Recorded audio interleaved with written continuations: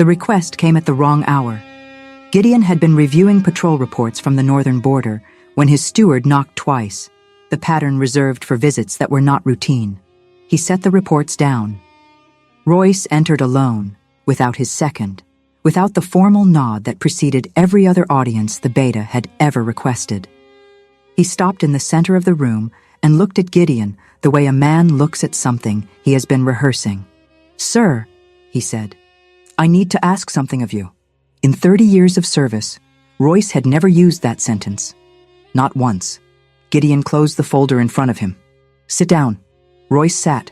He placed both hands flat on his knees, and the posture alone told Gideon this was going to be the kind of conversation that could not be walked back once it started.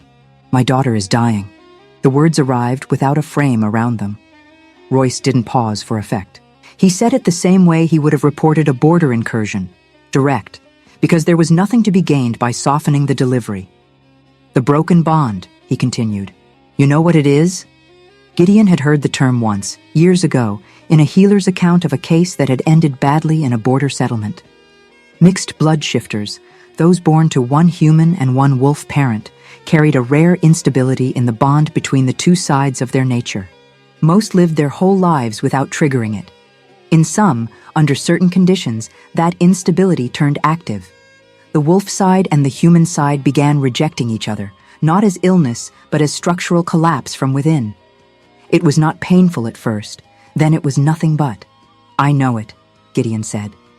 "Kala developed the first signs 3 weeks ago." Royce's hands stayed flat and still. "The progression is faster than the accounts described. The healer gives her 5 to 7 weeks at the outside, possibly less now. Kala was 22. Gideon had met her twice, once at a formal court event when she was a child, once at a border council dinner 4 years ago where she had sat 2 seats down from him and spent the meal arguing territorial law with one of his senior captains. She had been right about 3 out of 4 points and had known it. "There is a cure," Royce said. "Then why are you here instead of on the road already?" "Because the cure is at Thornvale Reach." Royce said the name without emphasis, but the name carried its own weight. Thornvale Reach sat at the far edge of the eastern borderlands, past 2 unstable frontier zones and a mountain passage that ran seasonal travel in one direction only. 7 to 8 days of travel from here, through terrain that requires either significant military force or someone the zones will not challenge outright. Gideon watched him. "I can give you an escort, 12 men, full arms." "I'm not asking for an escort." The room was quiet. "I'm asking you to go," Royce said. "You're asking the Alpha King to personally escort your daughter across 2 unstable zones and a mountain passage." "Yes." Gideon waited for the reason. Royce offered none. He held the question and let the silence work. "Royce, I know what I'm asking. Then tell me why it has to be me." Something moved behind the Beta's expression. The end of a long calculation. "Because I trust you with her life," he said. "And because in 30 years I have never asked you for anything. I am asking now." It was not manipulation. Gideon understood the difference. Royce was not using the 30 years as leverage. He was naming the truth of it, that he had never called in a single thing, and this was the thing he was calling in. "The mountain passage closes in 12 days, Gideon said. "Blocked for entry on the northern face once the first heavy snow sets. The southern face stays open through winter. The return would need to come through Aldenmere Valley, which adds 2 days to the journey home." "Correct. And the direct route on the way back is not possible. The northern entry closes first and fastest. Going in, we need the direct approach. It saves 2 days we cannot spare. Coming back, we can afford the longer road." Gideon moved to the window. Below, the training yard sat empty in the afternoon, quiet. He thought about the terrain. The 2 frontier zones between here and the Reach were not sovereign territory. They were contested borderland, where a large armed column became a provocation as much as a protection. Something smaller moved differently. 4 riders, he said. Me, Kala, and 2 guard. "I cannot go myself," Royce said. "My face is known in the eastern zones from the border negotiations 8 years ago. It would draw the wrong attention to the group." "Varn and Dace." "Yes." Gideon turned from the window. 2 days. Royce stood. Something in his face shifted. Not relief exactly, but the release of something that had been held rigid for a long time. "Thank you," he said. "Don't." Gideon picked up the patrol reports again. "Tell me about the reach. What does the ritual require?" Royce reached into his coat and set a folded document on the desk. "I sourced this through a merchant who runs supply routes to the borderland settlements. He has a contact inside Thornvale territory. The records the clan shared 3 seasons ago describe the process. And the ritual realigns the bond between the wolf and human elements of the body. It can only be conducted by the Reach Elder. It requires materials the clan holds, and it requires—" Royce paused for the first time in the entire conversation. "It works faster and more reliably, with the subject's mate bond active. Sustained proximity to the mate over several days is the only natural accelerant the records describe. Without it, the ritual carries a 50% failure rate." "Kala has a mate?" Royce was quiet long enough that Gideon heard the answer before it arrived. "She carries the mark," Royce said. "Has since childhood. I found it by accident when she was 7. He held Gideon's gaze without flinching. "She has never been told. Who is her mate?" Royce said nothing. The answer came on its own, in the silence, with the weight of something that had been true for a long time before anyone named it. Gideon stood very still. "How long have you known?" 15 years. 15 years. "You would not have chosen this," Royce said. His voice did not waver, but it was not easy. "A girl of mixed blood without title or rank.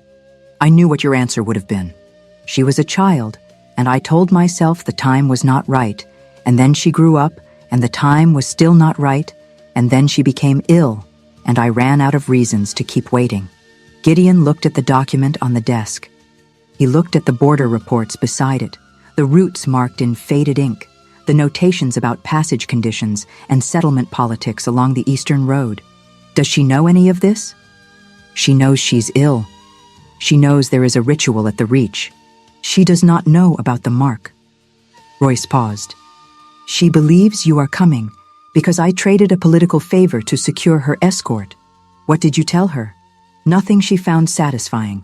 Gideon turned the document over in his hands and read through it again, slower this time, following the ritual specifications and the route notes with the kind of attention that delayed a decision without avoiding it.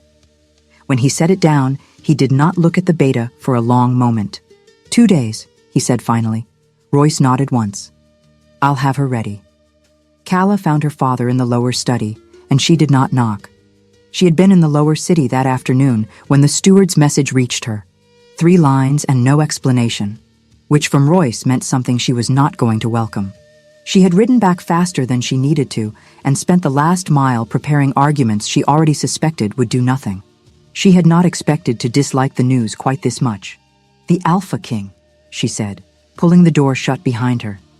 "You asked the Alpha King to escort me personally." Royce stood at the window with his back to her. "Yes. Not a company of guards. Not the 2 men who have been in your service for a decade. You walked into the palace and requested that Gideon himself travel 8 days across the eastern borderlands to deliver me to a mountain ritual. That is what I did."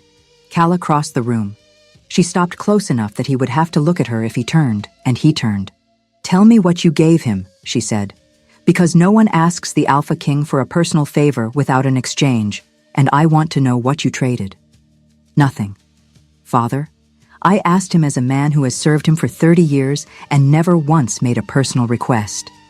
His voice was measured. He agreed. That is the whole of it.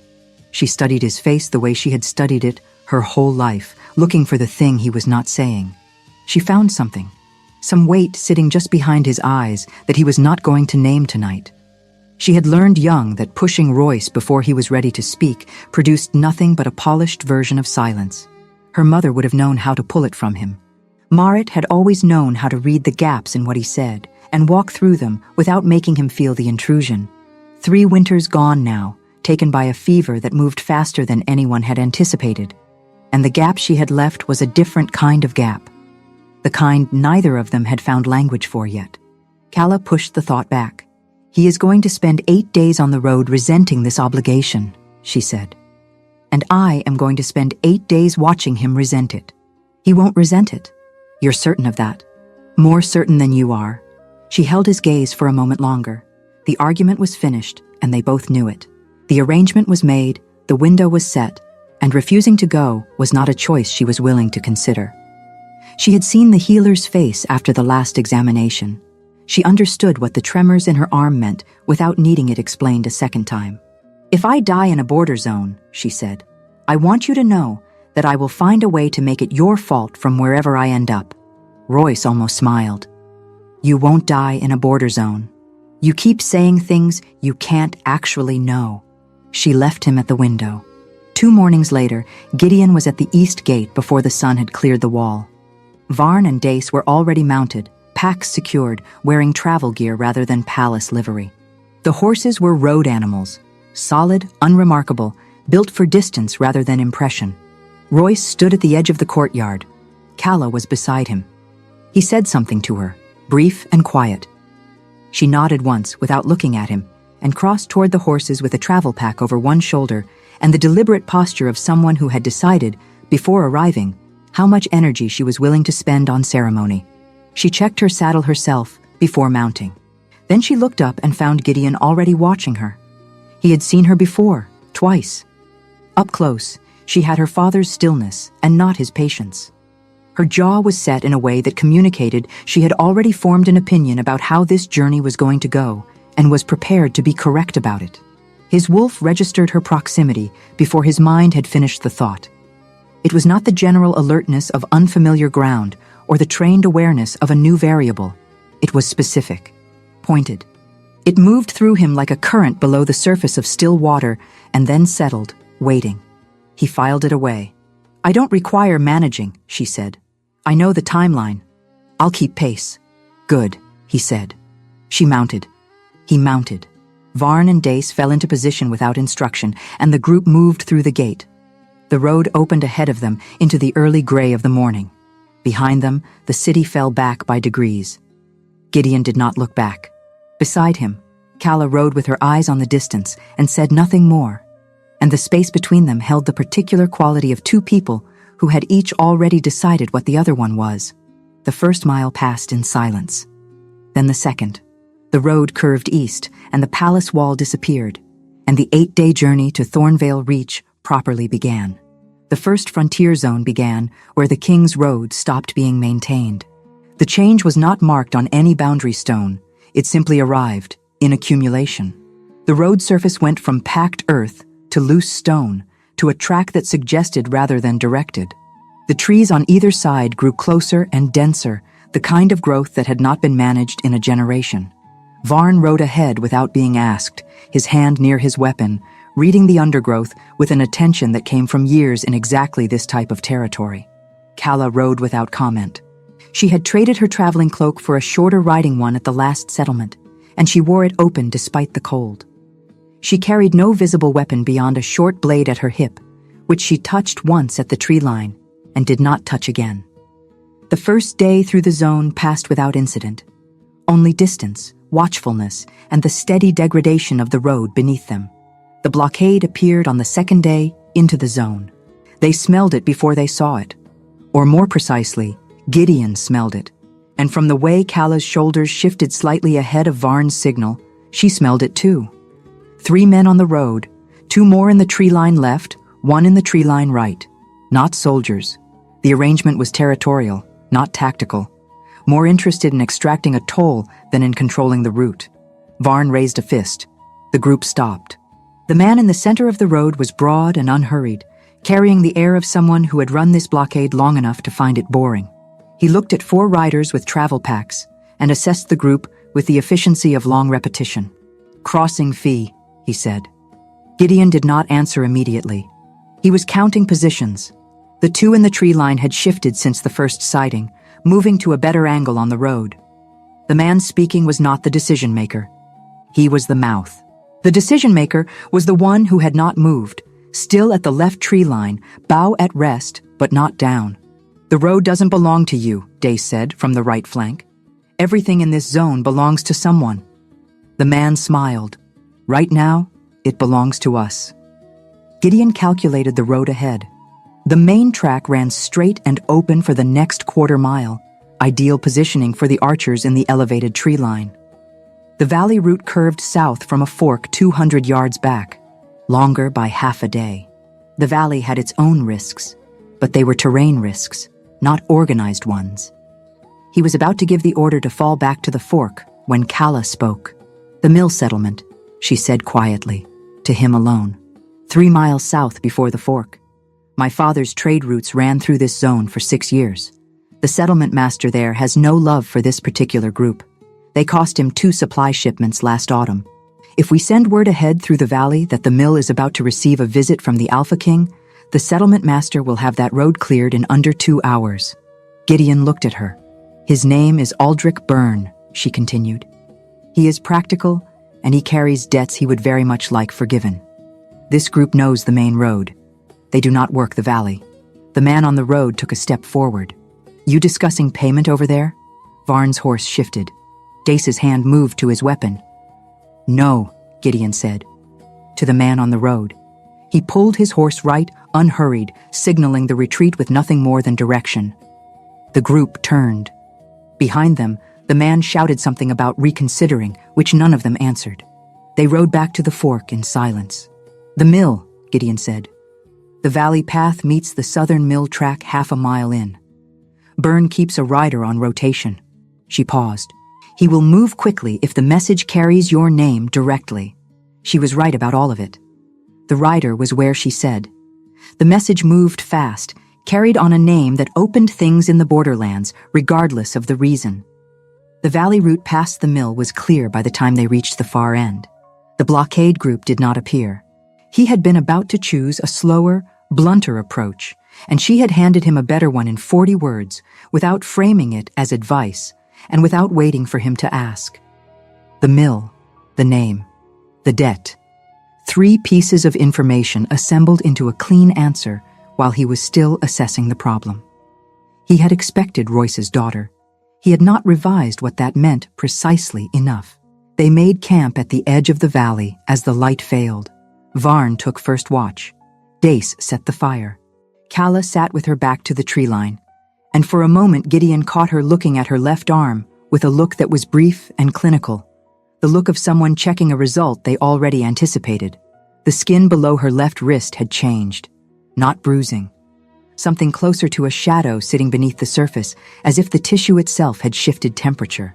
The mark ran 2 inches along the inner forearm and ended cleanly, and she held that wrist still with a deliberate quality that required active effort. Then she pulled her sleeve down and reached for her pack with her right hand. He said nothing. She had not invited a question, and she had been precise enough about the sleeve that she knew he had seen it. She was not hiding it. She was filing it. His wolf was not filing anything. Since before the blockade, if he was honest about the timing, the animal side of his awareness had been running a pull he could not redirect. It was not threat response.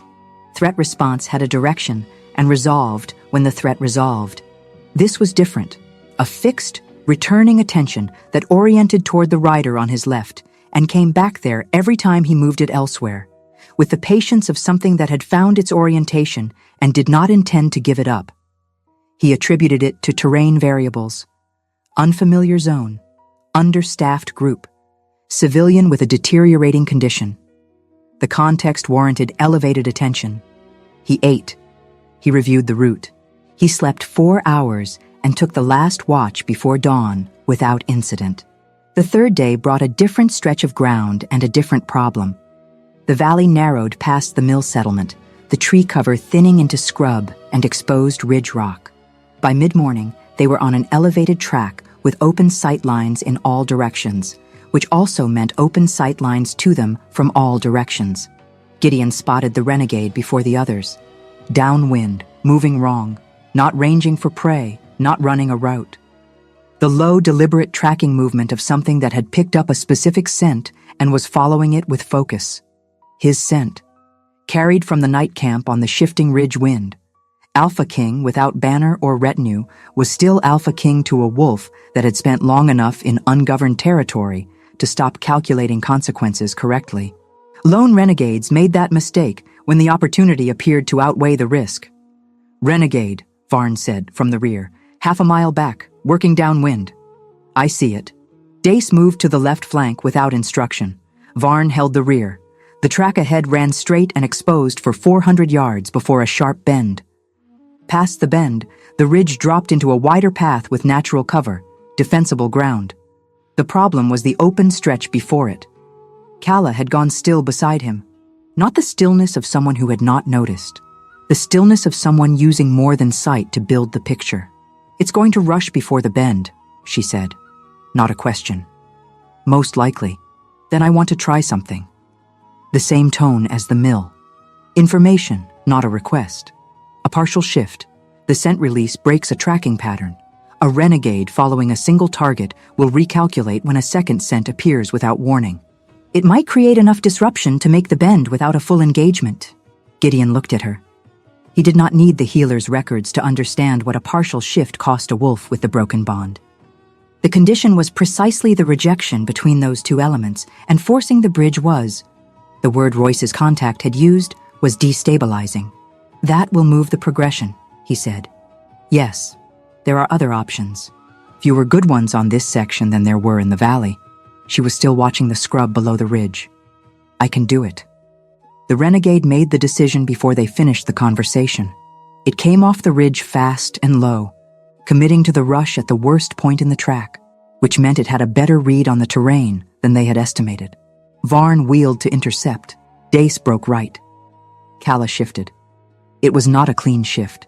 It caught and arrested partway through, her spine snapping forward in the saddle as the horse shied hard, and what emerged was incomplete.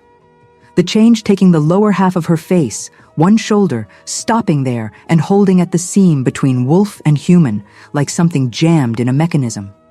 But the scent released was wolf, sharp and immediate, and the renegade broke pattern exactly as she had said. It checked the rush, swerved, tried to recalculate direction, and Varn hit it full force from the left flank, driving it off the track and into the scrub with enough impact that it did not immediately find its feet. It did not return. They made the bend. Gideon kept the pace until they reached cover, then slowed. The reverse shift was worse than the first.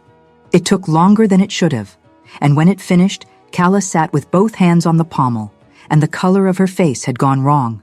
Not pale, but unevenly drained, as if something beneath the surface had been disturbed. Gideon pulled alongside. She was already looking at her arm. The shadow mark had darkened and extended, past the edge where it had stopped before, running further toward the crook of her elbow, visibly changed. She looked at it for a moment without speaking. Then she looked up. I know, she said, before he could form the question. I felt it move. How much time did you lose? She considered it honestly.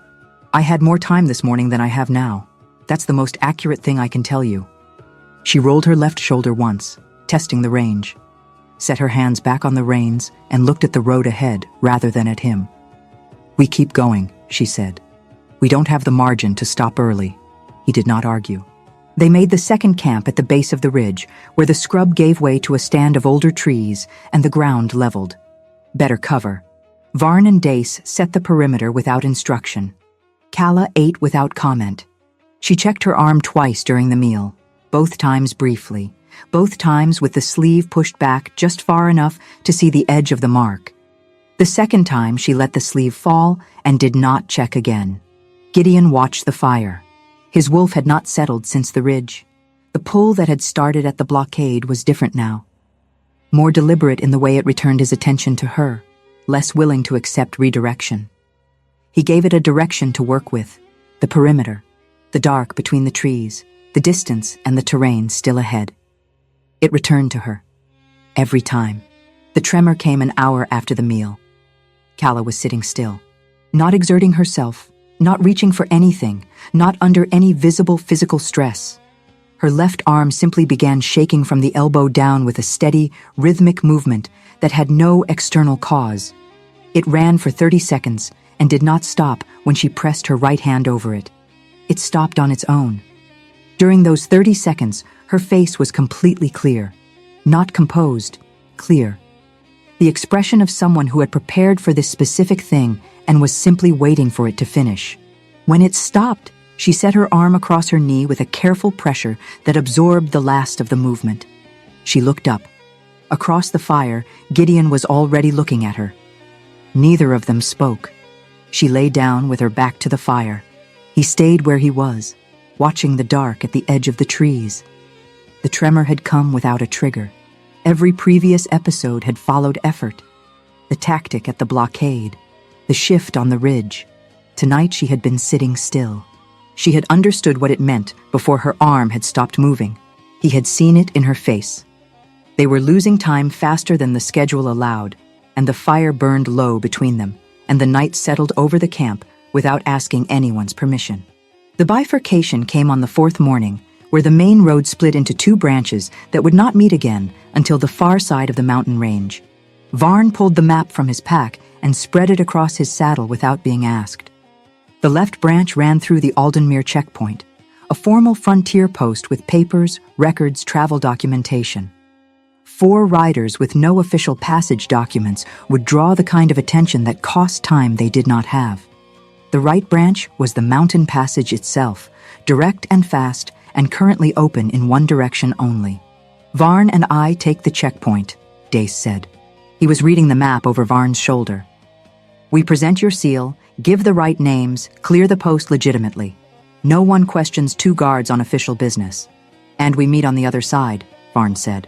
"There's a way station settlement, Calwick. Half a day past the passage exit. We wait there." Gideon looked at the passage branch. The track rose sharply into the gray, climbing toward rock and cloud cover and whatever the weather had been doing up there for the past 2 days without anyone watching. 2 days of that, alone with Calla, no checkpoint friction, no cover story, and a timeline that was already running shorter than it had been at departure. "We'll reach Calwick by the end of the second day," he said. "Be there." Varn folded the map. "We'll be there." They separated at the fork, without ceremony. Varn and Dace took the left branch, and the horses' hooves faded into the distance. Gideon and Calla took the right branch, and the road immediately began to climb. The passage was not dangerous in the way the frontier zones had been dangerous. There were no men waiting in tree lines, no organized groups working the route. The danger here was simpler and less negotiable. Altitude, exposure, and a sky that had been building something gray and heavy since before noon. Calla rode ahead of him for the first stretch, the track being narrow enough to require single file, and he watched her manage the terrain without complaint. Her horse was steady. She was steady on it. She had the particular stillness in the saddle of someone who had spent real time on the road and not just in palace training yards, and he noted it the same way he had been noting things about her since the valley. Without deciding what to do with the information, because the information did not yet have an obvious destination. His wolf tracked her with the same fixed attention it had been running since the blockade. He had stopped trying to redirect it. The first snow came in the early afternoon. Not the heavy closing snow, light, dry, the kind that said the heavy snow was behind it and moving with purpose. Gideon looked at the sky and calculated the window, and concluded they were not going to reach the passage exit before the weather made the choice for them. "We need shelter," he said, when she had pulled alongside him at a wider section of track. She looked at the sky and came to the same conclusion without requiring an explanation. "The passage maps show a shepherd's station at the first ridge plateau, another 2 hours of climb. Can you make 2 hours?" She looked at him with an expression that was not quite irritation. "Ask me something more useful than that." They made 2 hours. The shepherd's station was a low stone structure built into the ridge wall, small and cold and entirely abandoned for the season. But the roof held and the door latched, and there was a stack of old fuel beside a narrow hearth that burned without protest when Gideon lit it. Calla checked her arm while he worked the fire. She was standing near the single window, her back partially to him. But the angle of her shoulders told him what she was doing. When she turned back into the room, the sleeve was already down. "The mark?" he said. "Holding." She sat on the floor near the hearth, close enough for the heat, far enough to leave room. "It has not moved since the ridge camp, which is either good news or my standard of measurement has simply shifted." He settled on the opposite side of the hearth, with his back against the stone wall. Outside, the snow was no longer light. It moved against the shutters with a new weight, and the wind had found its register. the one that meant hours rather than minutes. They were not going anywhere until morning. The first hour passed in the way that first hours in unfamiliar confined spaces tended to pass, each of them managing their own corner of the room, the fire doing most of the communicating. Calla produced dried meat and hard bread from her pack and ate without offering commentary. He ate from his own supplies. The wind outside established a rhythm and held it. His wolf was present in a way that had no precedent in his experience. Not aggressive, not agitated, simply attentive with a fullness that had no off position, oriented toward the woman 3 feet away, with the absolute certainty of something that had been waiting a long time and had finally arrived at the right place. It pressed against the inside of his control, the way pressure pressed against a door, not forcing, just making its presence known. He focused on the fire.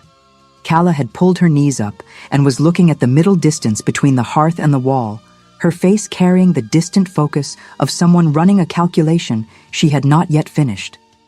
After a while, she shifted her weight slightly, not toward him and not away, just a resettlement of position. "How long have you been Alpha King?" she said. It was not a question about the road. He had asked nothing that led to it. She had been watching him long enough and carefully enough to choose that specific thing to ask, which meant she had been forming the question for a while and had decided this was the moment to use it. 11 years, he said. You were young. 22. She considered that. My age now. Yes. She looked at the fire. Were you ready? The question was direct in the way her questions tended to be direct, not aggressive, not probing for weakness, genuinely wanting the answer. He thought about the honest response, which was not the one he gave in courts and councils, and gave it. No, he said. I understood the responsibilities. I did not understand the weight of them until I was carrying it, and by then there was no practical use in the understanding. What changed? What do you mean? You said you understood the responsibilities before you took the position. What changed that you didn't anticipate? He was quiet for a moment. The permanence of decisions, he said. When I was studying rule, every problem had a correct solution if you applied enough thought. After, the thought was the same, the solutions were often the same, but the decisions did not end. Each one opened the next one. I had not understood that part completely. She absorbed this without the performance of having absorbed it. No nod, no murmured agreement. She simply took it in and held it. Your father ruled before you, she said. He died when I was 19. Mine has served since before I was born. She pulled at a loose thread on her sleeve cuff. There are days I think he finds his purpose so completely in the service that he does not always remember what is outside it. It was not quite a complaint. It was a careful observation from someone who had spent years making careful observations about a person she could not be fully critical of. He recognized the architecture of it, the way people talked about things they had made a certain peace with without the peace being total. He asked me for something he has never asked for in 30 years, Gideon said. It was not a reassurance. It was information, offered because it was relevant. She looked at him. Something in her expression shifted, not softening, but the adjustment that happened when a piece of data arrived that changed the picture without completing it. He still didn't tell me why, she said. No. He had a reason. He did. She waited, but he did not fill the space. And after a moment, she returned her gaze to the fire. The silence that followed was different from the silence of the first hour. It had content in it, the kind that accumulated between people who had each put something real on the table and were taking stock of what the other one had set down. The wind hit the shutters with a sharp gust and then eased. The fire settled lower. Gideon added 2 pieces of the old fuel from the stack, and the flame rebuilt itself without drama. The tremors, he said. Not a question, a subject being opened. Calla was quiet for a beat. What about them? The first ones required effort to trigger. The one at the second camp did not. I want to understand what that progression means for the timeline. She was quiet for longer this time. He had the sense she was deciding how much of the honest answer she was willing to say out loud, because saying it out loud made it more real than keeping it inside the calculation where she had been managing it privately. The spontaneous ones mean the rejection is no longer waiting for stress to activate it, she said. It's running on its own schedule now, which means the window the healer gave me, 5 to 7 weeks, was based on a progression that was slower than what I'm currently experiencing. How much slower? I don't know. I don't have enough points of reference. She pulled her sleeve up, just enough, and looked at the mark on her inner forearm without expression. The shadow had not moved since the ridge camp, but the edge of it was sharper than it had been, more defined. If we reach the reach on schedule, it will be close. Define close. She pulled the sleeve down. Close enough that I would rather not spend time defining it. He accepted that. She was not being evasive. She genuinely did not have the information, and presenting uncertainty as certainty was not something she appeared willing to do in either direction. We will reach the reach on schedule, he said. She looked at him. The directness of the statement seemed to catch her slightly off balance, not because she doubted it, but because she had not expected it to arrive without qualification. You don't know that, she said. No, he agreed. But I have made harder timetables hold on worse terrain, and I have not lost a civilian under my protection in 11 years of this position. I am not a civilian under your protection, she said. I am a woman you were maneuvered into escorting. The destination is the same regardless of the reason I'm going. She held his gaze for a moment. Something in her face moved. Not quite humor, but the cousin of it. The first time he had seen that particular expression, and it arrived and departed quickly, but it was real. Fair, she said. The fire held. Outside, the snow continued its work, indifferent to timelines and distances, and the two people sitting on opposite sides of a shepherd's hearth at altitude, who had arrived at the conversation without planning to, and had said more into it than either of them had intended. Gideon took the first watch at the door while Kala slept. His wolf ran its fixed attention in the direction of the sleeping figure by the hearth, and he stood at the door and watched the snow move against the dark and let it run. When she woke and told him to sleep, he did, and the wolf settled to something that was not quite quiet, but was at least still. The storm cleared before dawn. They were moving by the time the sky showed gray, the track ahead swept clean by the wind and the surface firm under new snow that had packed rather than drifted. Kala rode beside him now. The track had widened past the shepherd's station, and the distance between their horses was smaller than it had been on the way up, which neither of them commented on, and neither of them corrected. The passage exit appeared in the early afternoon, the mountain opening onto a downward slope and the lower valley spreading below them. Calwick sat at the base of the slope, a modest way station settlement with smoke rising from 3 chimneys and 2 horses tied outside the main building that Gideon recognized before he was close enough to see Varn and Dace themselves. They were there, on schedule. He felt something in his chest release that he had not fully acknowledged was held. Kala saw the horses at the same moment, and the set of her shoulders changed, not much, but enough. She had been carrying the mountain passage and the timeline and the progression of the mark, and the honest uncertainty of the answer she had given him at the hearth, and the sight of 2 familiar horses outside a way station at the base of a clean trail was a small, concrete, reliable thing. She did not comment on it, but she rode toward it without slowing, and he rode beside her, and the last 2 days on the mountain stayed where they had been built, which was in the space between them where the distance used to be. They stayed at Calwick only long enough to water the horses, eat something hot, and confirm what the weather had already decided for them. The passage had cost them less time than Gideon had feared, but not enough to erase the distance still between Calwick and Thornvale Reach. They took rooms for the night, left again at first light, and spent the next day on the lower eastern road through cedar country and river crossings shallow enough to take it a walk. That night, at the final camp before the Reach, Kala checked the mark once in the firelight. It had not advanced since the mountain.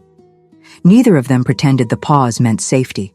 It meant only that the road had not taken more than it already had, and that the last stretch now depended on endurance more than strategy.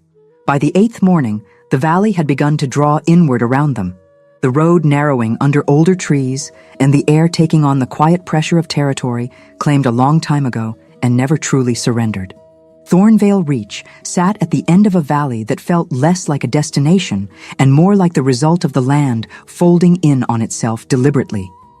The trees on either side of the final approach were old enough that their canopy closed overhead, and the light that made it through arrived in pieces.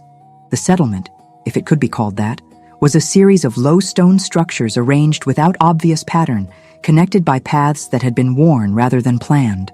No walls, no gate, no visible guards. What it had instead was presence. A quality in the air that the wolf part of Gideon registered as significant before the thinking part had processed the details. Old territory, old claim, the kind of place that had been inhabited and tended and understood for long enough that the land itself had taken on the character of the people in it. Varn and Dace pulled up at the tree line without instruction, reading the boundary the same way Gideon read it. Ritual territory, the kind that did not benefit from extra bodies. The outer shelter, Gideon said to Varn, nodding toward a structure at the edge of the tree line that had the look of a way station. Basic, functional, meant for travelers waiting on something. Stay there. I'll send word when we're done. Varn nodded once. He looked at Calla briefly, assessing the mark on her arm without staring at it. And then he and Dace turned toward the shelter. Gideon and Calla rode the last 100 yards alone. Emmerich was waiting at the entrance to the central structure. He was not what Gideon had expected, which was a thing he acknowledged silently and did not show. Emmerich was old in the way that certain things were old, not diminished by it, but concentrated. He was short, narrow-shouldered, with hands that looked like they had been doing the same specific work for decades and had shaped themselves around it. He watched them approach with the unhurried attention of someone who had made a decision about the situation before they arrived and was simply waiting for it to confirm. His gaze moved to Calla first. He read her arm. The mark was visible, the sleeve having slipped during the final approach, with the efficiency of a man reading something he already knew was going to be on the page. Then he looked at Gideon. Whatever he found there, he did not name it. He held the look for one long, specific moment, the look of someone who had been given information in advance and was now checking it against the real thing. And then he stepped back from the entrance. "Come in," he said. "We have time, but not much of it." The interior was one room, larger than the exterior suggested, with a stone table at the center and shelves along every wall holding vessels and materials that Gideon did not have the vocabulary to categorize. A second person moved in the far corner, a younger woman, an assistant who did not look up from what she was preparing. Emmerich gestured toward the table. Calla sat on the edge of it without being asked to.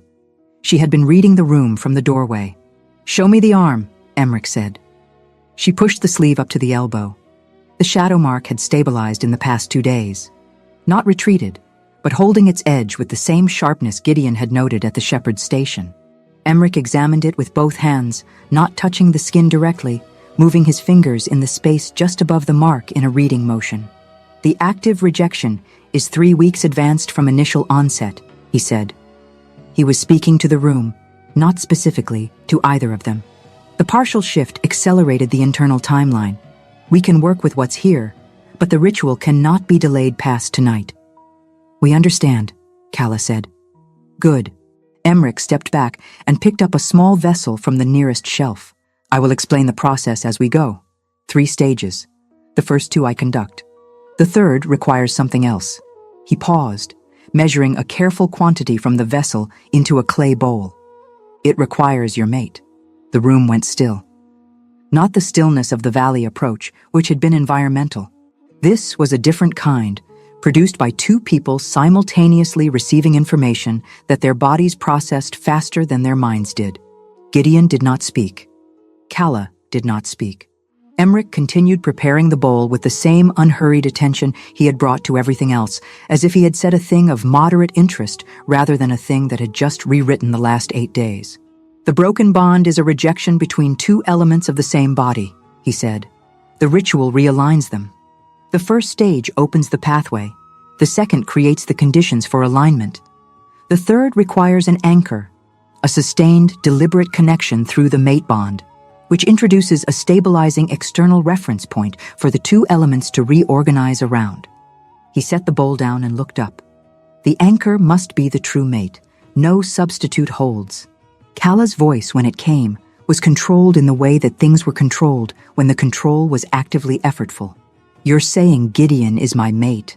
I'm saying the mark on your arm has been pointing at him since you were a child." Emmerich said it without apology and without ceremony. I assumed you both knew. I apologize for the assumption. She did not know, Gideon said. Royce told me there was a mark. He did not tell her, and he did not tell me what arriving here would mean. I see that. Emmerich looked at him with the expression of a man who had watched this particular discovery happen in this room before and understood that nothing he could add would be useful. The ritual still needs to proceed tonight. The window. I know the window, Calla said. The assistant had stopped moving in the far corner. She had the focused stillness of someone pretending not to be present in a room where something significant was happening. Gideon looked at Calla. She was sitting very still on the edge of the stone table, with her arm extended and the shadow mark visible, her face working through something at a speed that did not show on the surface, but showed in the tension below the jaw, in the quality of her breathing. He had arrived at this room knowing one part of the answer, that Royce had known about the mark, had made the choice he made because of it, had orchestrated the journey with full understanding of what it meant. What he had not known was the specific weight of arriving at it in front of a stranger, with no space and no time, and a woman on a stone table whose arm was marking out the hours they had left. What does the third stage require specifically? He said. Emmerich described it without embellishment. Physical contact, sustained. Hands, primarily. The mate bond would do the actual work, once the first two stages had prepared the pathway, but the contact was the mechanism that activated it. It was not complicated in its physical requirements. The complexity was not in the physical requirements. And if the anchor is not present, Calla said, the 50% failure rate. Correct. She looked at Gideon. The look was not a question. She had too much information about him by now to genuinely ask whether he was going to stay. She was doing something else, something closer to an acknowledgement. The particular acknowledgement of someone who has just realized they are in a situation they did not agree to enter and is deciding how to carry it anyway. Then we proceed, she said. The first stage took half an hour. Emmerich worked with the materials from the vessels, applying them to the mark on Calla's arm in a specific sequence while speaking in a low, steady rhythm that was not quite address and not quite song. The shadow mark shifted during this, not retreating, but changing texture, the edges losing their sharpness, and the whole area becoming slightly luminescent in a way that put Gideon's wolf on high alert without triggering aggression. Old working, older than anything he had personally encountered. He stood to the side of the room and watched and let the wolf register what it needed to register. Calla held still throughout. She watched Emmerich's hands with the focused attention she brought to everything, reading, cataloging what she was experiencing against what she had been told to expect. Once she inhaled sharply when Emmerich pressed 2 fingers to the center of the mark, with more pressure than the preceding movements. She did not otherwise indicate discomfort. The second stage was shorter and required her to lie flat on the stone table with her eyes closed. Gideon moved without instruction to the head of the table, not touching her, simply positioned within her peripheral awareness. The wolf had been pulling toward her since they walked through the door. In this proximity, with the ritual working actively on the bond infrastructure that ran between them, the pull had a different quality, less directional, more structural, something settling into its correct alignment. He stayed where he was and let it settle. When the second stage completed, Emmerich stepped back and nodded at Gideon once. Gideon moved to the side of the table. Calla opened her eyes. She looked at the ceiling for a moment, and then turned her head and looked at him. And the look had in it everything they had not said at the shepherd's station, and everything that had been in the silence at the second camp, and everything that had been building since the valley. The whole accumulation of 8 days of careful attention, now suddenly and irrevocably named. Third stage, she said. He sat beside her on the table edge and took her left hand in both of his. The contact landed differently than any contact in his experience. His wolf did not move toward it. His wolf had already been in that place for days, waiting. What moved was something deeper. The part of him underneath the wolf and underneath the king and underneath 11 years of learned control. It recognized, with a completeness and an absence of doubt that he had no vocabulary for, it recognized. Calla's breath changed. A slight deepening, a small release of something held for a long time. The shadow mark had begun to change from the first stage, but now it changed differently. The luminescence spread past the edges of the mark and then, gradually and without drama, began to clear. The shadow retreating inward, the skin returning to its original surface. The sensation of her through the bond arrived like sound after silence. He had not known the bond was open until it was fully open, and the difference was total. What came through first was not emotion in the ordinary sense. It was her. The specific quality of her attention, the precision, the focus, and underneath those, quieter, the fear she had not once let anyone see. The fear was passing. He felt it pass, felt the grip of it loosen as the mark cleared and the broken bond completed its resolution. And the relief that replaced it arrived through the bond with a totality that reached the part of him that had recognized her and confirmed everything that part had known. His hands stayed where they were. Her hand had closed around his at some point during the process. Emmerich spoke. Something practical about completion. Something about the next several hours. Gideon heard it and retained it. Kala looked down at their hands. The mark on her inner forearm was gone. The skin was clean. She looked at it for a long moment with the expression of someone verifying something they did not quite trust yet, and then she looked up at him. Neither of them had language for what the last hour had produced. The room held the quiet of something completed, the stillness of a process that had been running for a long time and had finally arrived at its intended end, and they sat with it without attempting to name it. They left Thornvale Reach the following morning. Emmerich had given Kala the rest of the previous day and the night, sleep, food, the simple administration of time to let the body understand that the thing fighting inside it had stopped. She had used all of it without protest, which told Gideon more about how depleted she had been than anything she had said during the journey. He spent the evening with Varn and Dace at the outer shelter. The ritual had succeeded. They were leaving at dawn by the Aldenmere Valley route, longer than the passage, lower ground, fully transitable through winter. 2 extra days on the road. But the northern passage face had closed, and there was no arguing with seasonal geography. Varn nodded. Dace asked one question about the timeline, received the answer, and asked no further questions. In the morning, Kala came out of the clan's guest structure with her pack over one shoulder and her left sleeve pushed up to the elbow, the inner forearm bare and unmarked in the early light. She looked at it once while she walked to her horse, not checking, just confirming, and then mounted and did not look at it again. They rode out of Thornvale Reach in the same formation as the ride in. The valley closed behind them, the old trees taking back the light, and the reach became distance. The Aldenmere Valley route moved south before it moved west, following the lower river road through terrain that was wider and flatter than anything they had traveled on the way in. Farmland at intervals, small settlements, the kind of countryside that had been managed rather than survived. Kala rode beside him for most of the first day without speaking, and the silence had nothing uncomfortable in it. It was not the transactional silence of the first day out of the palace. It was the silence of 2 people who had run out of things to prove to each other and had not yet assembled the vocabulary for what came next. The bond ran its quiet, settled current between them. The urgency of it resolved now that the 3rd stage had completed, but the presence of it unchanged. He was aware of her the way he had been aware of her since the ritual room, in a specific physical way that had no precedent. A new register of information, learning to coexist alongside everything else. On the 2nd afternoon, she said, "My mother would have found this entire situation completely predictable." He looked over. She was watching the road ahead. "How so?" he said. "She had a theory that my father's version of love was logistical, that he expressed care the same way he managed a border problem, by identifying the structural issue and resolving it without announcing himself." She pulled her riding cloak tighter against the river wind. She found it maddening, and she also found it completely reliable, and she spent 20 years deciding which of those things to weight more heavily.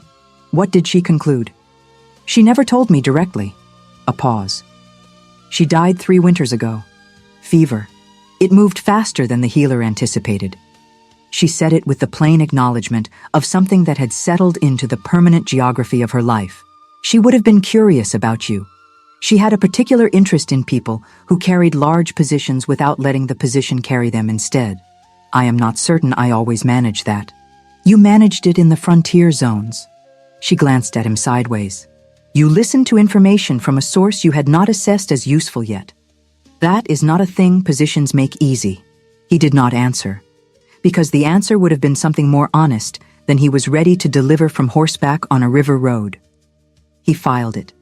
She let it sit where it landed and watched the water. The capital's walls appeared on the horizon on the third afternoon, and Royce was at the gate when they arrived. He was standing at the edge of the courtyard rather than the center of it. He had been outside for a while. The traveling cloak over court dress said so. He had known the return timing within half a day and had been waiting. He looked at Calla first. He looked at her arm, the bare forearm, the clean skin. And something in his face changed in a way that Gideon had seen Royce's face change approximately twice in 30 years. He collected himself in the next breath, but it had been there. Calla met her father's eyes. She did not move toward him. She held the look for a moment and then turned her attention to Varn, who was managing the horses, and the deliberate redirection was its own kind of answer. Royce looked at Gideon. "My study," Gideon said. 1 hour. Royce nodded once. He arrived in 57 minutes. Gideon stood at the window and let Royce stand in the center of the room. "You knew from the beginning," Gideon said. "From the morning I made the request. Yes. You knew what the ritual required. You knew who she was to me. You built the entire situation with that knowledge and did not tell me any part of it." "Yes?" Royce held the word steadily. "If I had told you, you would not have gone. You do not know that. I know you," Royce said. "I have known you since you were 19 years old and held a throne room 2 sizes too large for you by will alone. I know how you weigh what your position permits. If I had walked in here and said, 'Your mate is my daughter, she is dying, the ritual requires you specifically,' you would have sent your best company and found every reason it could not be you." He did not look away. "I did not have a better option. You had honesty. Honesty had a 50% chance of killing her." The room held that. Gideon looked at the city through the window. The rooftops, the smoke, the particular gray gold of late afternoon light on stone that he had been looking at from this window for 11 years. The anger was real. Under it was something that did not have a clean name. A recognition that the man in the center of his study had spent 15 years carrying information that could have reshaped everything and had carried it alone, with the silence Royce applied to everything he decided was his to bear. The same silence that had served the crown reliably for 3 decades. The same silence that had nearly cost his daughter her life when the weight of it became unsustainable. "I am not going to tell you the choice was wrong," Gideon said finally. "I am telling you that what it cost is not finished. The account between us has changed. That takes time." Royce absorbed this without flinching. "I understand. Go talk to your daughter." Royce left. Calla found her father in the lower study an hour later. He gave her all of it. The afternoon she was 7 years old, the fall from the garden branch, the mark visible on her arm when her sleeve rode up, faint then, barely a shadow. The weeks of records afterward, the conclusion arrived at alone. The decision to wait until she was older, then until the time was right, then the time never becoming right, because there was always a reason it wasn't yet.